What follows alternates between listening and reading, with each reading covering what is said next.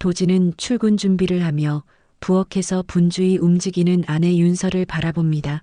윤서는 내 살배기 아들 민준이의 도시락을 싸며 이따가 회의가 있어서 늦을 것 같다고 말합니다. 도진은 고개를 끄덕이며 괜찮다고 답합니다. 요즘 경기가 좋지 않아 집값은 오르고 물가는 치솟는데 그나마 둘 다 직장이 있어 다행이라고 생각합니다. 윤서는 민준이를 유치원에 데려다 주고 오후에는 친정 어머니가 하원시키기로 했어요. 저는 그때 회사로 다시 복귀할게요. 도진은 힘든데 고마워라고 말하며 아내의 어깨를 토닥입니다. 윤서는 웃으며 민준이 손을 잡고 현관문을 나섭니다. 도진도 얼마 후 집을 나서며 오늘도 평범한 하루가 시작됩니다. 회사에서 점심을 먹으며 도진은 아내에게 전화를 겁니다. 윤서는 바쁜 목소리로 회의 중이라 나중에 통화하자고 합니다. 도진은 그러라며 전화를 끊습니다. 동료 영수가 다가와 웃으며 묻습니다. 부인한테 또 확인 전화하냐? 도진은 웃으며 고개를 끄덕입니다. 영수는 부럽다고 말합니다.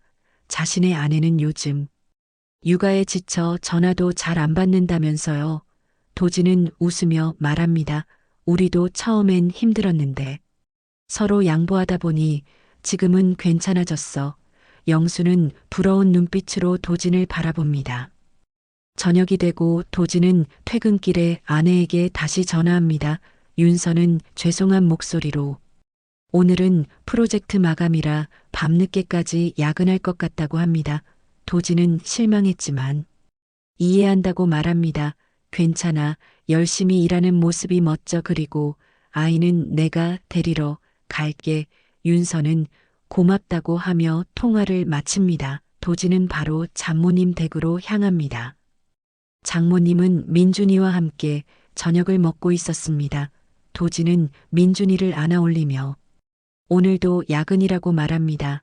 장모님은 한숨을 쉬며 요즘 윤서가 너무 바빠 보인다고 걱정합니다. 도진은 괜찮다며 아내를 변호합니다. 다들 힘든 시기니까요. 곧 프로젝트 끝나면 나아질 거예요. 집으로 돌아온 도진은 민준이를 재우고 거실 소파에 앉아 텔레비전을 봅니다. 시계는 이미 밤 11시를 가리키고 있습니다. 문득 윤서에게 전화를 걸어봅니다. 몇 번의 신호음 끝에 윤서가 받습니다. 배경에서 사무실 소음이 들립니다. 도진은 얼른 자고 오라고 말합니다. 윤서는 조금만 더 있다 가겠다고 답합니다. 도진은 아내가 열심히 일하는 모습이 대견하면서도 한편으로는 걱정됩니다. 윤서의 야근이 일주일에 한두 번 정도였는데 최근에는 거의 매일 밤 12시가 넘어서야 집에 들어오기 시작했으니까요. 자정이 넘어 윤서가 집에 돌아옵니다. 도진은 이미 잠들어 있었지만 현관문 소리에 눈을 뜹니다. 침대에서 일어나 거실로 나가니 윤서가 피곤한 얼굴로 신발을 벗고 있습니다. 도진은 조용히 다가가 인사합니다. 오느라 고생했어. 윤서는 놀란 듯 고개를 들며 웃습니다. 아직 안 잤어. 도진은 고개를 끄덕이며 물을 한 잔 건넵니다. 윤서는 감사하다는 눈빛으로 물을 마십니다. 도진은 묻습니다. 프로젝트는 잘 진행되고 있어. 윤서는 잠시 멈칫하더니 곧 그렇다고 대답합니다. 아, 예, 뭐 그럭저럭이요. 도진은 희미하게 술 냄새를 맡습니다. 회식했어. 윤서는 살짝 당황하며 내 팀장님이 고생했다고 간단히 한잔했어요. 도진은 더 묻지 않고 침실로 돌아갑니다. 다음 날 아침 도진은 평소보다 일찍 일어나 아침을 준비합니다. 윤서는 늦게 일어나 부엌으로 나옵니다. 머리가 아픈지 이마를 짚고 있습니다. 도진은 해장국을 끓여 놓았다고 말합니다. 윤서는 고맙다며 숟가락을 듭니다. 민준이도 곧 일어나 세 식구가 함께 아침을 먹습니다. 윤서는 식사 중에도 자꾸 시계를 확인합니다. 도진은 그런 아내를 물끄러미 바라봅니다. 윤서는 일어나며 말합니다. 오늘도 저녁에 회의가 있어서 늦을 것 같아요. 도지는 더 이상 놀랍지 않습니다. 그래, 아이는 내가 볼게. 윤서는 서둘러 출근 준비를 마치고 집을 나섭니다. 회사에서 도지는 문득 윤서의 회사 전화번호를 찾아봅니다. 윤서의 직통번호로 전화를 걸어보지만 받지 않습니다. 대표 번호로 걸어 윤서 씨와 연결해달라고 합니다. 잠시 후 다른 여직원이 받습니다. 윤서 씨는 지금 자리에 없는데요. 도지는 언제 돌아오는지 묻습니다. 여직원은 잠시 망설이다 외근 나갔다고 하던데 언제 돌아올지는 잘 모르겠네요. 도지는 고맙다며 전화를 끊습니다. 불안한 마음이 슬며시 고개를 듭니다. 저녁 도지는 다시 한번 윤서에게 전화합니다. 윤서는 바로 받지 않다가 세 번째 통화 시도에서야 받습니다. 미안해, 회의 중이었어. 도지는 아무렇지 않은 척 묻습니다. 몇 시쯤 들어올 것 같아. 윤서는 잠시 침묵하다. 11시는 넘을 것 같아요 라고 대답합니다. 도지는 더 묻고 싶은 것이 많았지만 그러라며 전화를 끊습니다. 그날 밤 윤서는 약속대로 11시가 조금 넘어 집에 돌아옵니다. 도지는 거실에서 텔레비전을 보며 기다리고 있었습니다. 윤서는 피곤해 보이지만 전날처럼 술 냄새는 나지 않습니다. 도지는 차분하게 묻습니다. 오늘은 회식 없었어. 윤서는 없었다고 대답합니다. 도지는 오늘 회사에 전화했었다고 말합니다. 윤서의 표정이 굳습니다. 왜 전화한 거야? 도지는 그냥 점심 같이 먹을까 해서라고 둘러댑니다. 윤서는 안도의 표정을 짓습니다. 미리 말해주면 시간 맞출게요. 도지는 고개를 끄덕이며 침실로 향합니다. 그날 밤. 도지는 오랫동안 잠들지 못합니다. 옆에서 윤서가 깊이 잠든 모습을 바라보며 점점 커지는 의심을 떨쳐내려 노력합니다. 일주일이 지나고 윤서의 야근은 더 잦아집니다. 이제는 새벽 1시, 2시에 들어오는 날도 있습니다. 도지는 아내의 핸드폰을 몰래 확인하고 싶은 충동이 생깁니다. 하지만 그런 자신이 싫어 참아냅니다. 대신 윤서의 친구 수진에게 연락합니다. 수진은 윤서와 대학 동창으로 지금도 가끔 만나는 사이입니다. 도지는 자연스럽게 윤서의 회사 상황을 물어봅니다. 수진은 특별한 프로젝트가 있다는 얘기는 듣지 못했다고 합니다. 도진의 마음에 의심의 그림자가 더 짙게 드리웁니다. 퇴근 후 도진은 평소와 달리 장모님 댁에 들르지 않고 바로 아내의 회사 근처로 향합니다. 멀리서 회사 건물을 지켜보며 윤서가 나오기를 기다립니다. 8시쯤 회사 직원들이 삼삼오오 퇴근하기 시작합니다. 도지는 눈을 크게 뜨고 윤서를 찾습니다. 그리고 마침내 윤서를 발견합니다. 하지만 윤서는 회사 동료들과 함께 있지 않습니다. 검은색 세단에 올라타고 있습니다. 운전석에는 누군가 있는 것 같지만 멀리서는 잘 보이지 않습니다. 도지는 그 차를 따라가려 하지만 갑작스러운 신호 변경으로 놓치고 맙니다. 다음 날 아침 도지는 윤서에게 어제 누구와 퇴근했냐고 직접 묻습니다. 윤서는 잠시 당황하다가 회사 동료와 함께 나왔다고 답합니다. 도지는 더 추궁하지 않습니다. 대신 그날 점심시간에 인터넷을 검색해 위치 추적 앱을 찾아봅니다. 망설이다가 결국 다운로드 받습니다. 집에 돌아와 윤서의 핸드폰에 몰래 설치하는 것이 옳은 일인지 오랫동안 고민합니다. 결국 그날 밤 윤서가 샤워하는 동안 앱을 설치합니다. 죄책감이 밀려오지만 이대로 의심 속에 사는 것보다는 낫다고 스스로를 위로합니다. 다음 날 도지는 앱을 통해 윤서의 위치를 확인합니다. 윤서는 오전에는 회사에 있다가 점심시간에 근처 식당으로 이동합니다. 특별한 점은 없습니다. 오후 5시쯤 윤서가 회사에서 나와 지하철역으로 향합니다. 도지는 긴장된 마음으로 지켜봅니다. 윤서는 지하철을 타고 이동하다가 예상치 못한 역에서 내립니다. 집이나 회사와는 전혀 관계없는 곳입니다. 도지는 심장이 빠르게 뛰는 것을 느낍니다. 윤서는 역에서 나와 근처 카페로 들어갑니다. 약 30분 후 카페에서 나와 주변 호텔로 향합니다. 도지는 화면을 보며 충격을 받습니다. 윤서의 위치 표시가 호텔 안에서 멈춰 있습니다. 도지는 사무실에 앉아 일을 하려 하지만 집중이 되지 않습니다. 윤서에게 전화를 걸어봅니다. 윤서는 받지 않습니다.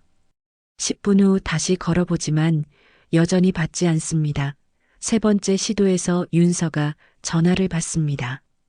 지금 회의 중이라 통화하기 어렵다고 합니다. 도지는 차분하게 묻습니다. 지금 어디야? 윤서는 당연히 회사라고 대답합니다. 도지는 더 이상 묻지 않고 통화를 마칩니다. 핸드폰을 내려놓고 한숨을 깊게 내쉽니다. 이제 확실한 증거를 모아야겠다고 결심합니다. 이틀 후 도지는 반차를 내고 일찍 퇴근합니다. 오후 3시 장모님 댁에 들러 민준이를 데려와 장난감 가게에 들릅니다. 아들에게 좋아하는 로봇 장난감을 사줍니다. 민준이는 신이 나서 장난감을 가지고 놉니다. 도지는 웃는 아들을 보며 마음이 아픕니다. 행복했던 가정이 흔들리고 있다는 생각에 눈시울이 붉어집니다. 하지만 이내 감정을 추스릅니다. 집에 돌아와 민준이에게 저녁을 먹이고 재운 후 앱을 확인합니다. 윤서는 여전히 회사에 있다고 표시됩니다. 저녁 8시 윤서에게 전화가 옵니다. 오늘도 늦을 것 같다고 합니다. 도지는 예상했다는 듯 대답합니다. 알았어. 몸 조심해. 전화를 끊고 위치 추적 앱을 다시 확인합니다. 윤서는 아직 회사에 있습니다. 도지는 기다립니다. 9시가 되자 윤서의 위치가 움직이기 시작합니다. 회사에서 나와 지하철역으로 향합니다. 그리고 지난번과 같은 역에서 내립니다. 도지는 재빨리 준비를 마치고 집을 나섭니다. 아이는 이웃집 아주머니에게 잠시 부탁하고 차를 몰아 윤서가 있는 곳으로 향합니다. 30분 후 도지는 윤서가 위치한 호텔 근처에 도착합니다. 주차를 하고 호텔 로비에서 멀리 떨어진 곳에 자리를 잡습니다. 모자를 눌러 쓰고 마스크를 착용해 얼굴을 가립니다. 시간이 천천히 흐릅니다. 밤 11시, 12시. 그리고 새벽 1시가 됩니다. 도지는 지칠 대로 지쳤지만 포기하지 않고 기다립니다. 마침내 새벽 2시경 윤서가 호텔 로비로 나타납니다. 하지만 혼자가 아닙니다. 중년의 남성과 함께입니다. 남자는 40대 중반으로 보이며 값비싼 정장을 입고 있습니다. 윤서는 그 남자의 팔짱을 끼고 웃고 있습니다. 도진이 지금까지 한 번도 보지 못한 행복한 표정입니다. 도진은 충격으로 그 자리에 얼어붙습니다. 손이 떨리지만 핸드폰을 꺼내 사진과 영상을 찍습니다. 윤서와 남자는 호텔 앞에서 택시를 잡아 타고 떠납니다. 도진은 그들을 쫓아가지 않습니다. 이미 충분한 증거를 확보했기 때문입니다. 차로 돌아와 운전대에 이마를 기댑니다. 울고 싶지만 눈물이 나오지 않습니다. 가슴 속에서 무언가가 무너져 내리는 느낌입니다. 숨이 가빠지고 심장이 터질 듯이 뜁니다. 도지는 한참을 그렇게 앉아 있다가 겨우 정신을 차리고 집으로 향합니다. 집에 돌아오니 이웃집 아주머니가 걱정스러운 표정으로 기다리고 있습니다. 도지는 늦게까지 수고하셨다며 감사 인사를 합니다. 아주머니가 돌아간 후 도지는 민준이의 방에 들어가 자고 있는 아들의 모습을 바라봅니다. 민준이의 평화로운 얼굴을 보니 마음이 더 아픕니다. 이 아이에게 어떻게 설명해야 할지, 어떻게 보호해야 할지 막막합니다. 도지는 민준이의 이불을 바로 해주고 방을 나옵니다. 거실 소파에 앉아 오늘 찍은 사진과 영상들을 다시 확인합니다. 윤서의 얼굴이 또렷하게 보입니다. 남자의 얼굴도 잘 나왔습니다. 도진은 그 남자가 누구인지 궁금합니다. 윤서의 회사 동료일까? 아니면 다른 사람일까 궁금증이 생기지만 지금은 그것이 중요하지 않다고 생각합니다. 중요한 것은 윤서가 자신을 배신했다는 사실입니다.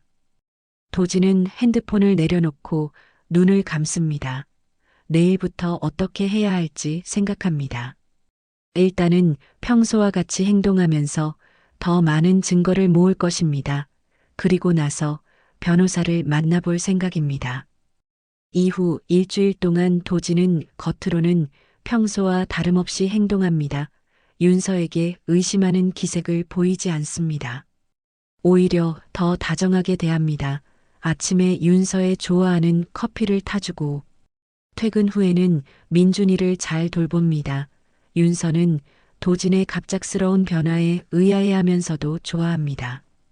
그러면서도 여전히 늦은 퇴근을 반복합니다. 도진은 묵묵히 지켜보며 모든 일정과 통화 내용 위치 기록을 꼼꼼히 메모합니다. 윤서가 진실을 말한 적이 단 한 번도 없다는 사실이 확인됩니다. 토요일 아침 도진은 민준이를 데리고 놀이공원에 가자고 제안합니다. 윤서는 갑작스러운 제안에 당황하며 자신은 오늘 중요한 회의가 있어서 참석하지 못한다고 합니다. 도진은 실망한 척하며 그럼 나랑 민준이만 다녀오겠다고 말합니다. 윤서가 집을 나간 후 도진은 위치 추적 앱을 확인합니다. 윤서는 회사가 아닌 다른 방향으로 향하고 있습니다. 도진은 이제 더 이상 미룰 수 없다고 결심합니다. 저녁 도진과 민준이는 놀이공원에서 돌아와 집에서 기다립니다. 윤서가 들어오자 민준이가 달려가 안깁니다. 윤서는 아들을 안아주며 놀이공원은 재미있었냐고 묻습니다. 도진은 민준이에게 방에 가서 놀라고 말합니다.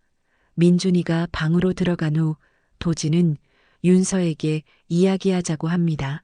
윤서는 평소와 다른 도진의 진지한 표정에 긴장합니다. 도진은 차분하게 묻습니다. 오늘 회사에서 무슨 회의가 있었어? 윤서는 잠시 당황하다가 그냥 일반적인 업무 회의였다고 대답합니다. 도진은 한숨을 쉬며 다시 묻습니다. 정말 회사에 있었던 거 맞아? 윤서는 목소리를 높이며 당연하다고 답합니다. 왜 그런 질문을 하는 거야? 도진은 조용히 핸드폰을 꺼내 사진들을 보여줍니다. 호텔 앞에서 찍힌 윤서와 남자의 모습 그리고 위치 추적 기록들입니다. 윤서의 얼굴이 하얗게 변합니다. 윤서는 처음에는 부인하려 합니다. 하지만 너무나 명백한 증거 앞에서 더 이상 변명할 수 없습니다. 결국 흐느끼며 무릎을 꿇습니다. 미안해, 정말 미안해. 도진은 울고 싶지만 참습니다. 차갑게 묻습니다. 그 사람이 누구야? 윤서는 말을 어렵게 꺼냅니다.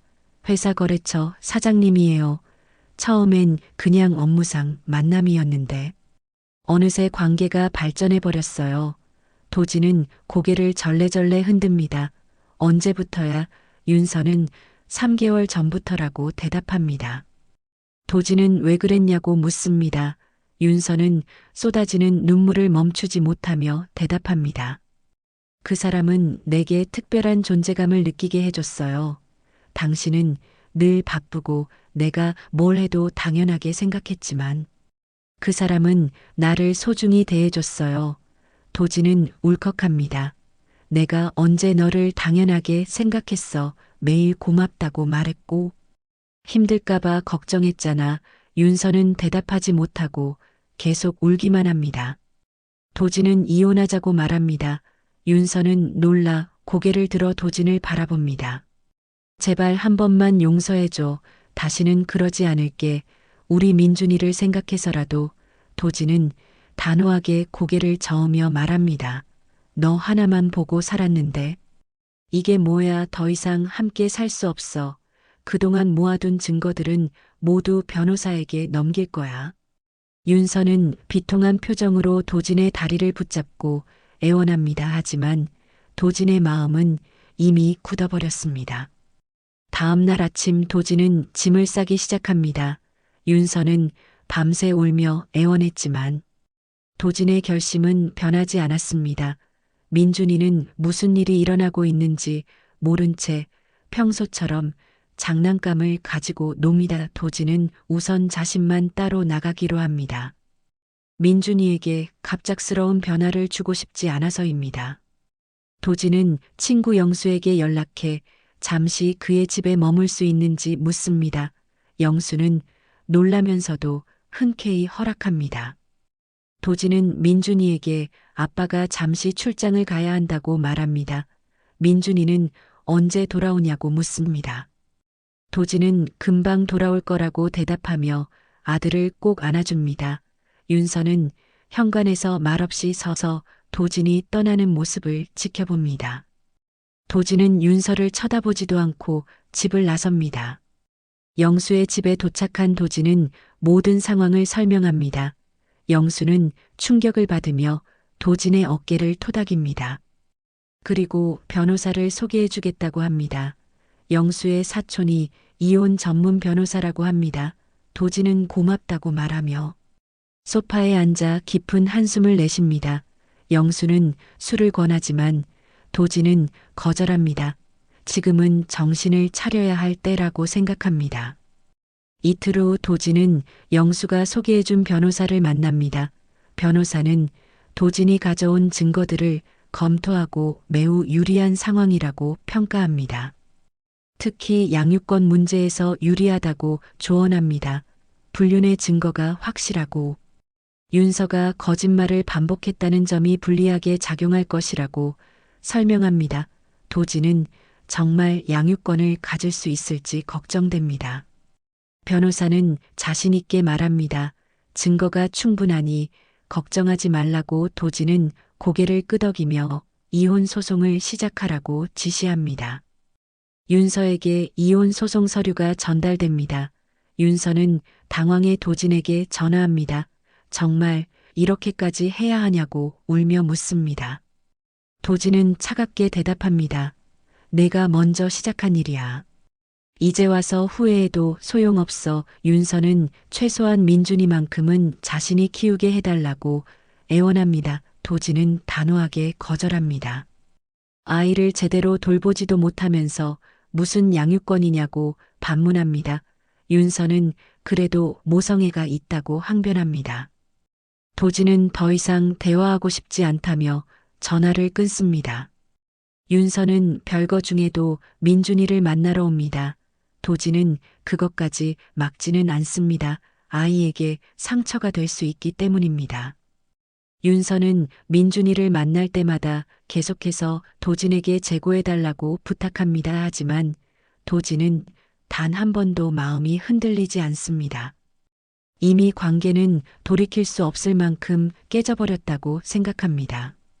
변호사의 조언에 따라 도진은 새로운 집을 알아보기 시작합니다.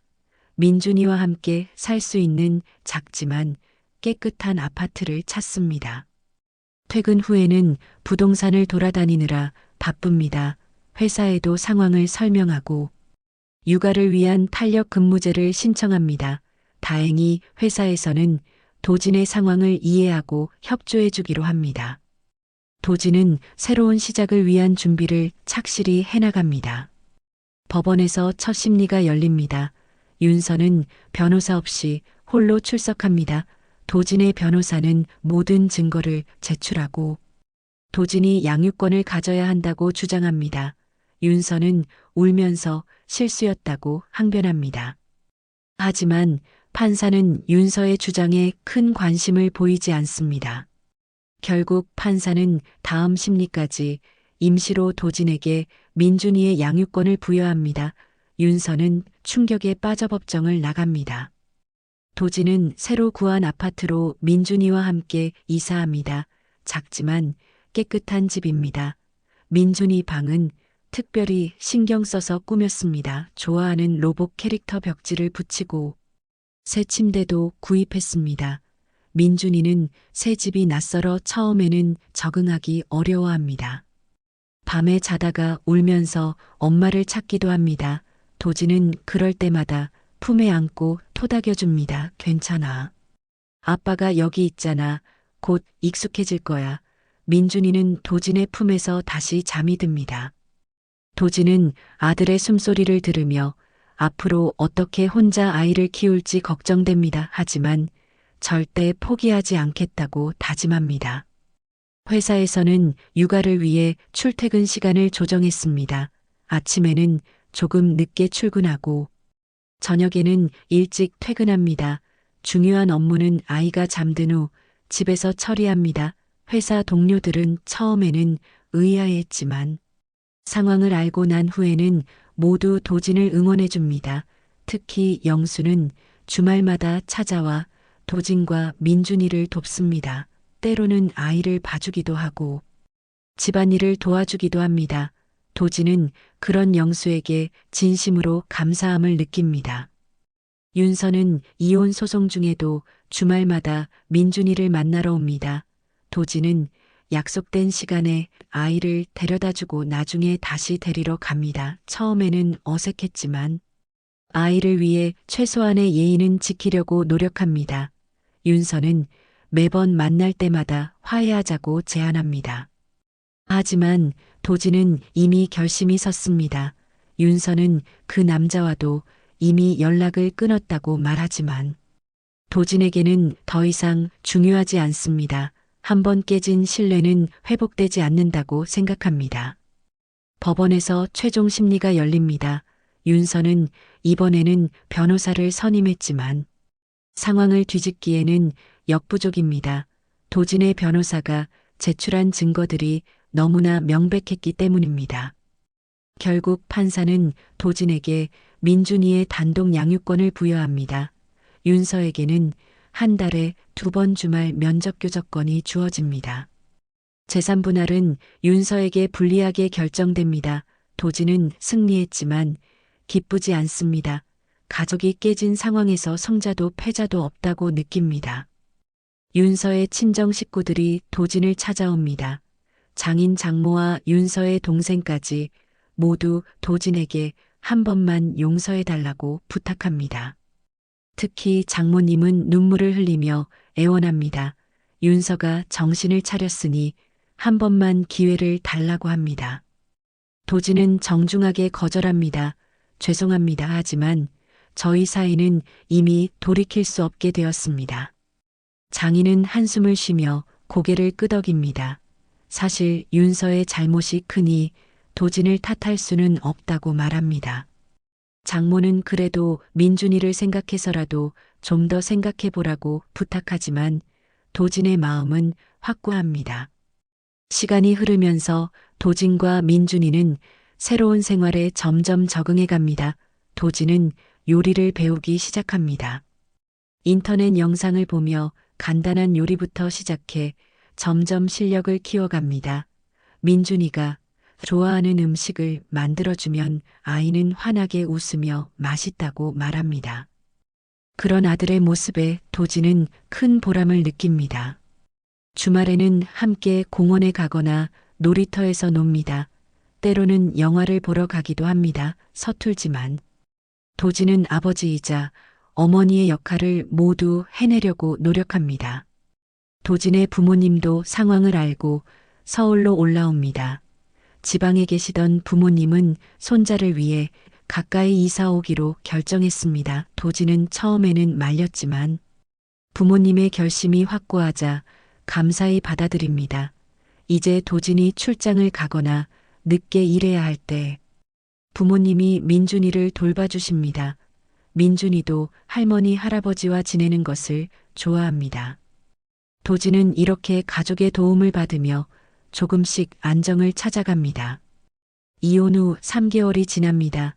도진은 이제 민준이와의 생활이 익숙해졌습니다. 아침에 일어나 아이 밥을 챙기고 유치원에 데려다주는 일상이 자연스러워졌습니다.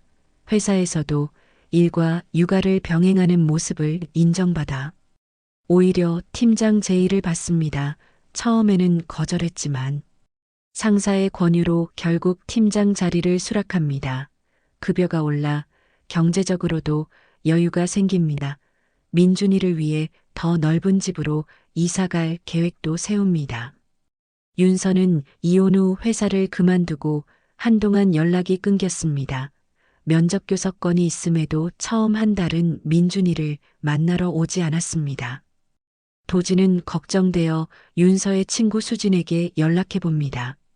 수진은 윤서가 정신적 충격으로 우울증 치료를 받고 있다고 합니다. 그 남자는 이혼 소송이 시작되자마자 윤서를 떠났다고 합니다. 도진은 안타깝지만 자신이 할 수 있는 일이 없다고 생각합니다. 어느 날 퇴근길에 우연히 윤서를 마주칩니다. 윤서는 많이 야위어 있고 예전의 화사함은 사라졌습니다. 도진과 눈이 마주치자 윤서는 망설이다가 다가옵니다. 민준이는 잘 지내느냐고 묻습니다. 도진은 잘 지내고 있다고 짧게 대답합니다. 윤서는 만날 수 있겠느냐고 묻습니다. 처음에는 거절하려 했지만 윤서의 초췌한 모습에 도진은 잠시 커피숍에서 이야기하기로 합니다. 커피숍에서 윤서는 모든 것이 자신의 잘못이었다고 인정합니다. 어리석은 선택으로 소중한 가정을 잃었다고 후회합니다. 그러면서 그래도 민준이만큼은 다시 만나고 싶다고 말합니다. 도진은 윤서의 진심 어린 사과를 받아들이지만 다시 돌아갈 수는 없다고 분명히 합니다. 다만 민준이를 위해서라도 좋은 관계는 유지하자고 제안합니다. 약속된 면접 교섭은 언제든 환영한다고 말합니다. 윤서는 눈물을 참으며 고맙다고 합니다. 다음 주말 윤서는 오랜만에 민준이를 만나러 옵니다. 민준이는 처음에는 엄마를 보고도 낯설어합니다. 윤서는 상처받지만 이해합니다. 천천히 다가가 아이와 대화합니다. 민준이도 조금씩 마음을 열고 엄마와 놀기 시작합니다. 도진은 그들을 지켜보다가 조용히 자리를 비워줍니다. 윤서가 민준이를 데려다 주며 다음에도 만나도 되겠냐고 묻습니다. 도진은 당연하다고 답합니다. 아이에게는 엄마의 사랑도 필요하니까요. 여름 휴가를 맞아 도진은 민준이와 함께 바다로 여행을 갑니다. 따뜻한 햇살 아래 모래성을 쌓고 파도와 놀면서 둘 다 행복한 시간을 보냅니다. 도진은 아들과 찍은 사진을 소셜미디어에 올립니다. 오랜만에 올리는 게시물입니다. 환하게 웃는 민준이의 모습과 함께 짧은 글을 남깁니다. 우리는 둘이서도 충분히 행복합니다. 친구들이 응원 댓글을 달고 좋아요를 누릅니다. 도진은 이제 과거의 상처를 조금씩 치유해가고 있습니다. 그날 밤 윤서는 소셜미디어에서 도진과 민준이의 사진을 보게 됩니다. 환하게 웃는 아들의 모습과 전보다 더 단단해 보이는 도진의 표정을 보며 가슴이 저밉니다. 모든 것을 잃어버린 자신의 처지가 비참하게 느껴집니다. 그 남자는 이미 자신을 버렸고 회사도 그만둔 상태입니다. 친구들도 하나둘 등을 돌렸습니다. 윤서는 소파에 웅크리고 앉아 오열합니다. 도진과 함께했던 행복했던 시간들. 그리고 호텔 앞에서 찍혔던 그날 밤의 모습이 교차합니다. 자신의 어리석은 선택이 얼마나 큰 대가를 치르게 했는지 뼈저리게 깨달았지만 이미 너무 늦었습니다. 다음 날 윤서는 용기를 내어 도진에게 전화합니다. 다시 한번 기회를 달라고 애원합니다. 아직도 도진을 사랑한다고 모든 것을 바로잡고 싶다고 말합니다. 도진은 잠시 침묵하다가 차분하게 대답합니다. 미안해 하지만 너무 늦었어. 돌아갈 자리는 이제 없어. 윤서는 더 애원하지만 도진의 마음은 확고합니다. 도진은 덧붙입니다. 민준이의 엄마로서는 항상 존중할게 하지만 그 이상은 안 돼. 전화를 끄는 도진은 창밖을 바라봅니다. 이제 마음에 미련이 없습니다. 오히려 홀가분합니다. 가을이 되고 민준이는 유치원에서 열린 운동회에 참가합니다. 도진은 응원을 위해 회사에 휴가를 냅니다. 민준이가 달리기를 하는 모습을 카메라에 담으며 힘내라고 외칩니다. 깜짝 놀랍게도 윤서도 운동회장에 나타납니다. 도진의 허락을 얻어온 것입니다. 민준이는 엄마, 아빠가 함께 응원해주는 모습에 더욱 신이 납니다. 달리기에서 1등을 한 민준이는 메달을 목에 걸고 두 사람에게 달려옵니다. 도진과 윤서는 비록 부부는 아니지만 민준이의 부모로서 함께 아이를 축하해 줍니다. 도진은 이제 과거의 상처를 완전히 극복했습니다. 때로는 새로운 만남도 시작합니다. 하지만 서두르지 않습니다. 민준이를 최우선으로 생각하며 천천히 인연을 찾아갑니다. 윤서도 조금씩 자신의 삶을 재건해 가고 있습니다. 새로운 직장을 구하고 심리 상담도 꾸준히 받으며 정신적 안정을 찾아갑니다. 두 사람은 이제 서로를 원망하지 않습니다. 각자의 길을 가면서도 민준이를 위해 좋은 관계를 유지합니다. 도진은 이제 확신합니다. 비록 상처를 받았지만 그 상처를 통해 더 단단해졌다고, 그리고 무엇보다 소중한 민준이가 있어 앞으로의 삶이 외롭지 않을 것이라고.